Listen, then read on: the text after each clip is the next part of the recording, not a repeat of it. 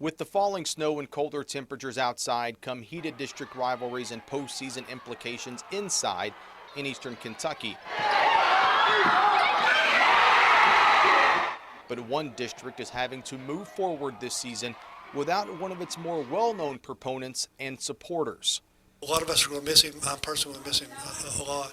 He was just one of the nicest guys I've ever met, in my lifetime. Elhanan Pete Grigsby Jr. got his start in 58th District basketball as a player for the Martin Purple Flash in the early 1950s, playing under Hall of Fame head coach Denzel Haas Halbert. There he earned All-State honors in 1951 and 1952 and graduated having scored more than 2,000 career points. From the small town of Martin, Grigsby then went to Lexington to play for legendary head coach Adolph Rupp and the Kentucky Wildcats, where during his sophomore season in 1954, the team completed the program's first and to date only undefeated season, finishing 25-0 and champions of the Southeastern Conference. But even after his success as a player, Grigsby really made his name across basketball as a head coach, returning to Floyd County in 1961 as coach of the McDowell Daredevils, following a 3-year stint at MC Napier in Perry County. He led McDowell to a district runner-up finish in each of his first 2 seasons and a third runner-up finish in 1966.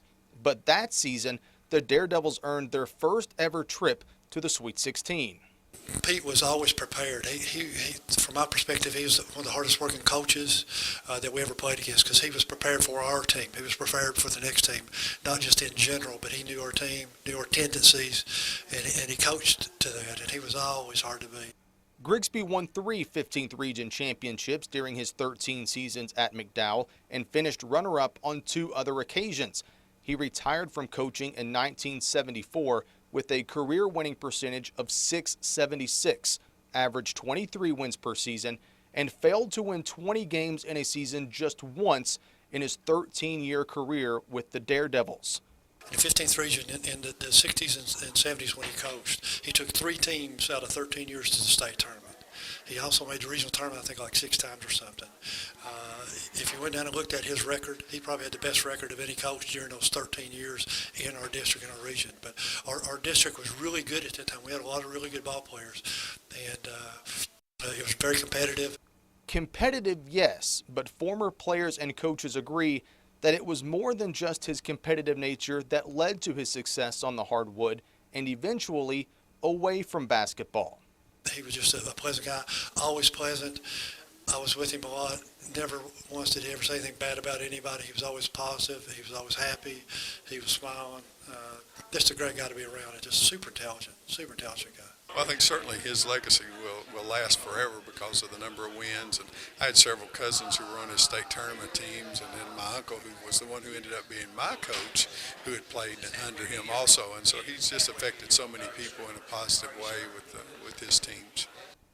A 2,000-point scorer and SEC champion as a player, and a 3-time 15th Region champion and 350-game winner as a head coach.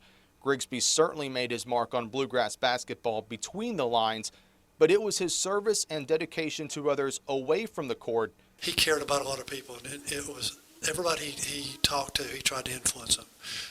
As a coach, he cared about his players and worked with those guys. At the Board of Education, he worked tirelessly to make sure that every kid in his county could learn how to read and write and get out of high school and get a career. That made him a true legend until the final buzzer.